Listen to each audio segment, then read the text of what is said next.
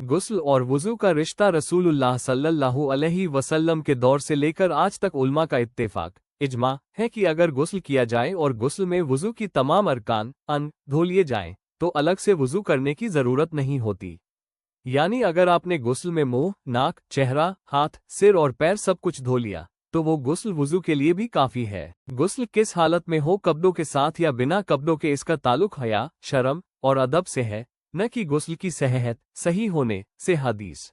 हजरत मूसा अलैहिस्सलाम जब गुस्ल करते थे तो लोग अंदाज़ा लगाते थे कि उनके जिस्म में कुछ कमी है, तो एक दिन उन्होंने बेपर्दा होकर गुस्ल किया। अल्लाह ने उनकी बेगुनाही जाहिर की। इस हदीस से पता चला कि नग्न होकर गुस्ल करना जायज़ तो है, लेकिन अदब यह है कि इंसान खुद को ढंक ले, क्योंकि रसूलुल्लाह सल्लल्लाहु अलैहि वसल्लम तरीका ये था कि वे कपड़े या लुंगी से ढंककर गुस्ल करते थे।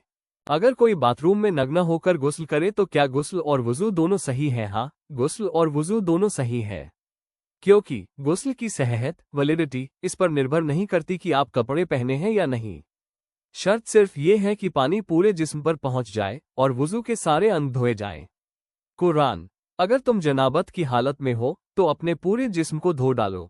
सूरह अल-माइदा 5 आयत 6। इस आयत में सिर्फ धोना जिक्र है, न कि कपड़े पहने या न पहने। बाथरूम में गुस्ल करते वक्त अगर वुज़ू भी कर लिया हो तो दोबारा वुज़ू करने की ज़रूरत नहीं, क्योंकि गुस्ल में पहले से वुज़ू के तमाम अज़ा धो लिए जाते हैं। अगर आपने मुंह में कुल्ली की, नाक में पानी डाला, चेहरा, हाथ, सिर और पैर धो लिए, तो आपका वुज़ू अपने आप बन गया। हदीस। नबी सल्लल्लाहु अलैहि वसल्लम जब जनाबत गुस्ल करते तो पहले अपने हाथ धोते, फिर इस्तिंजा करते, फिर वुज़ू करते, जैसे नमाज के लिए करते हैं। यानी अगर किसी ने गुस्ल में वुज़ू के अंग धो लिए तो अलग वुज़ू की ज़रूरत नहीं, लेकिन अगर गुस्ल के दौरान हवा निकल जाए तो वुज़ू टूट जाएगा। ऐसे में गुस्ल दोबारा नहीं, सिर्फ वुज़ू दोबारा करना होगा। नतीजा। हुक्म का खुलासा। मसला। हुक्म बाथरूम में नग्न होकर गुस्ल करना जायज़ है, मगर अदब के खिलाफ है।